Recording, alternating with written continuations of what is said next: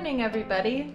It's 2 in the afternoon and I just woke up after nights. Normally, I'm not this happy. I feel generally okay. Welcome to a couple days in my life working night shifts and training 14 hours a week and trying to be a good athlete.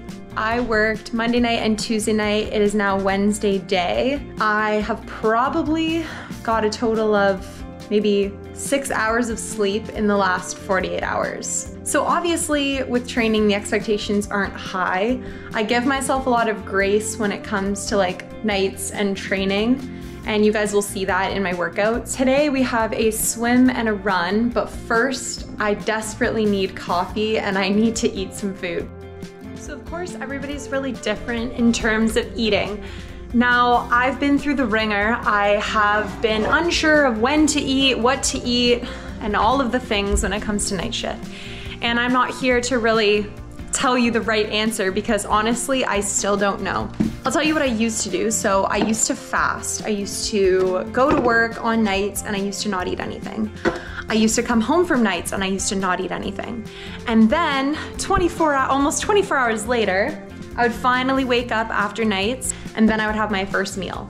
And at that point, I was absolutely starving. Like I was waking up hungry and that's what was waking me up after nights. I definitely don't do that anymore. So what I do is I have my last meal of the night around 9-10 p.m. on a night shift.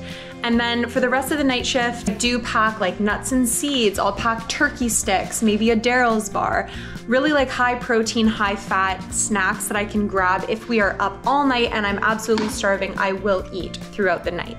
Because honestly, if you're active and burning calories, then you need to be eating. Something that I just recently started doing is actually eating breakfast before I go to sleep in the morning. So what I do is around 7 a.m. when my shift is over, I'll have like a chia pudding and I'll eat that as my breakfast before I come home and sleep. And I find that I'm sleeping longer, I'm not getting that like gut rot feeling. I eat my breakfast before I come home and then when I wake up, I have another breakfast. So that's what I'm doing now. I'm making kind of like my second breakfast or lunch. Then I'll start all my workouts. I'm not perfect, I don't know all the answers. However, I have been managing shift work and pretty elite training for a while now. So I feel like I can help in some way, just describe how I do it and then give you guys maybe some tips. And this goes for even if you're not a shift worker. If you have a really busy life, you work Monday to Friday and you struggle to find time, motivation, energy to get your training in, I totally feel you, especially now that it's the summer, you have like this looming race that's coming up and you know that either your training load is going to get bigger or the intensity is getting higher and you're feeling those nerves of how on earth am I gonna fit it all in. The key is to take it 1 week at a time. I don't even look at my training for next week. I just look at this week. And I look at each day and what I have going on and what I'm likely going to be able to fit in each day. So if I know that I'm coming off a night shift, I'm not gonna schedule my intense run on that day. If my coach has it planned for that day, I will move it. So you do have to have some level of flexibility in your training program in order to feel confident that you can execute all the workouts the way that they're intended to. So for example, I have an easy run today, all zone 2, and I have absolutely zero pace expectation. It's just get out there and get on my feet and get an hour run in.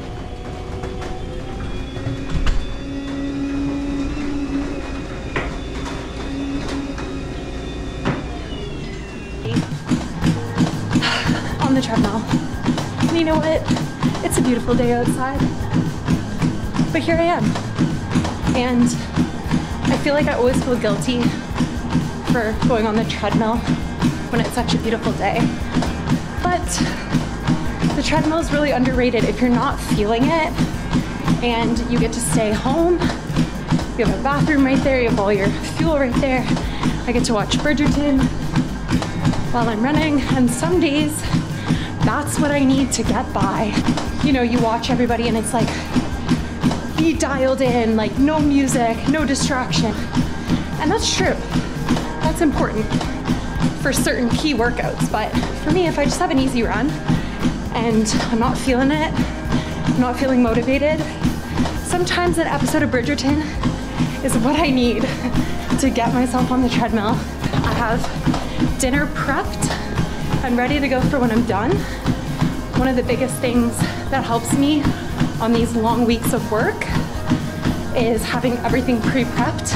And I know everybody says that, meal prep and whatever, but it seriously saves hours of your time. Everyone's always like, sleep is the #1 most important thing for recovery. And it's true. And so as somebody who really cares about that stuff, I really struggle going on night shift. And it used to completely destroy me. And to be honest, it still does. And if you feel like that, you're not alone. But the way I view it now is that everybody has something hard in their life that might not align perfectly with performance. Whether that's you're a new parent and you're not getting sleep and you have minimal time to train, or you're in your 20s and you're trying to survive and work full time while also being a high performing athlete. I guess all I can say is I feel at peace with knowing that I'm doing everything that I can, that's in my control, to be healthy and to live a high performing life. I'm really focusing on reframing my mindset to be more positive and looking at the things that I can do and can control when it comes to performance. Good morning.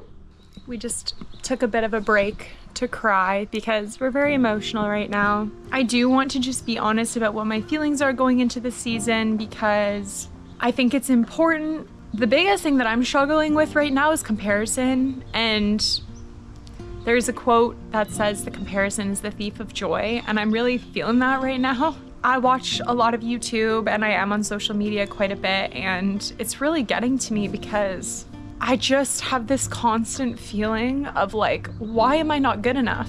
Why can't I do this that this person's doing? And why isn't my time this by now? It's been 5 years, and like just all of these things. And I know that it's just a moment and it's gonna pass. I absolutely love the sport, and I feel like that's why I'm so hard on myself, because I want to be the best, but I'm just not there yet.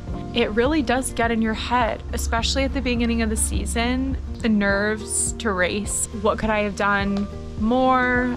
I do just want to be honest about that because that's just the truth.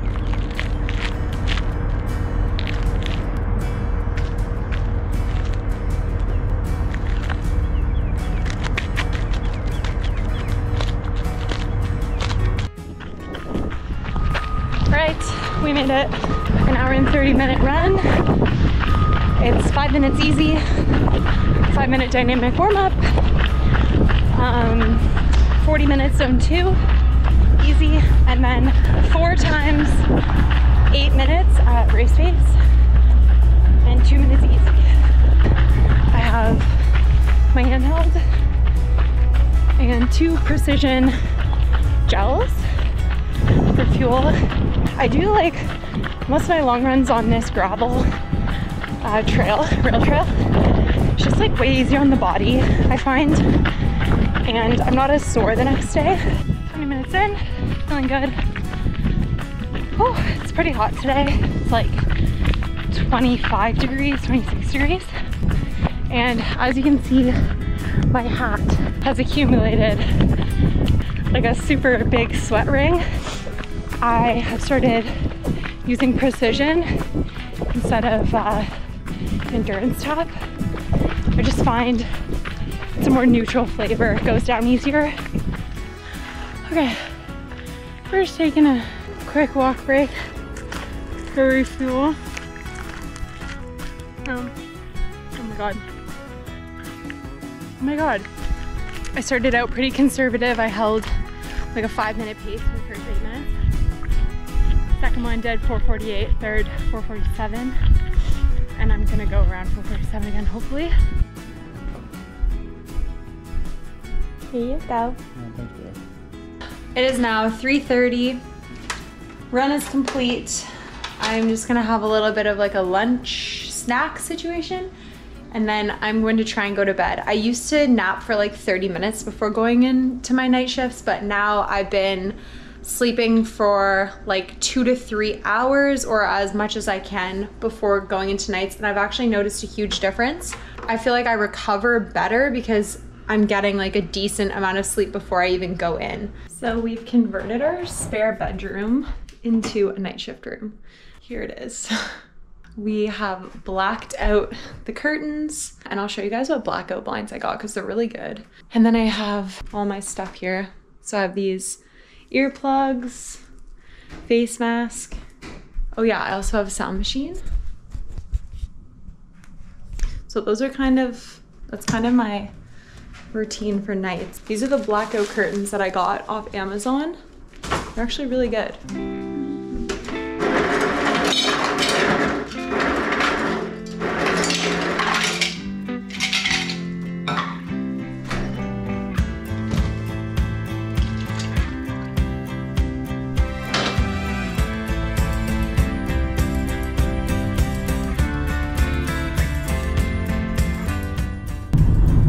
On my way to work. I just look at work as like an opportunity to recover from training, so I make sure I'm eating like a really good dinner. I'm bringing my element, my electrolytes, I'm drinking those throughout the night, and I brought my breakfast for tomorrow morning. I feel ready to go. I mean, I say that now, but if we're busy tonight, it's gonna be a little bit rough. But yeah, I just I try and do like foam rolling and stretching at work. Good morning, everybody. It is June 1st, and I had an absolutely terrible night, and I had an absolutely terrible non-existent sleep. I did not sleep at all. I'm just like totally dead. Last night we were up all night. It was brutal. My body just feels like it should be awake right now. I am going to eat some food and then just chill. This is me getting my sad hug. To feel perfect. Sometimes you just need a hug. Where's my phone? There's a real night shift brain is a real thing. I kind of start to feel totally incompetent. Okay, so I'm gonna go try and do a strength workout. Strength, like I have no strength right now, but I'm going to attempt to move my body because I feel like that helps me wake up. So if you're ever like really not feeling it and like not wanting to do a workout, you don't even have to like think of it as a workout. Just get some clothes on, go out to your gym or go to the gym and just like go through the movements. I find it does help a lot.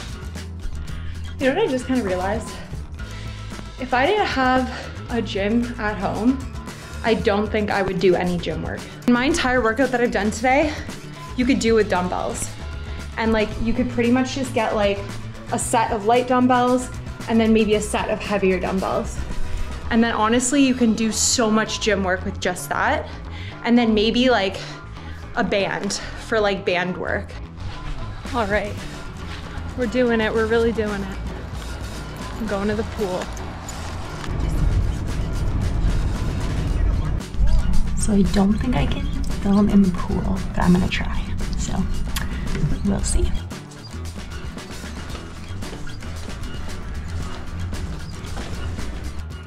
Okay, we did it. I can't believe we did it, honestly. I have a yearly pass to like every single rec pool in all of Hamilton. So I can go to any pool at any time, and I'm super not picky. Like I will just look at whatever time I have, and the only pool that had a later time was this pool. So this is the pool I went to. Okay, don't judge me. I'm at heel. Okay, so I got the strawberry cloud smoothie. It was $13 for a smoothie. But it's supposed to be good for my skin because it's got collagen in it. And you know what? My skin's looking a little rough after these night shifts. It's me coming to you from the couch, which is where I've been for the last 2 days. because there was an unexpected turn and I got extremely sick yesterday, and I still am very sick. I have not vlogged since Sunday. Basically, long story short, the last day has been one of the hardest days I think I have ever had. And this was supposed to be like motivation, like night shift isn't that bad and you can do it. I think my body just gave out and was like, no, you're done. I decided that after my second day of no sleep, I was going to try some melatonin because I was desperate, guys. Like my friends at work saw me and they were like, Erin, you are not well. You need to sleep. I felt like something was not right, and I can't really explain what that was, but I'm really glad I listened to my body because I went into full-blown fever and I could not stop shaking. I have been completely wiped out for the last 2 days.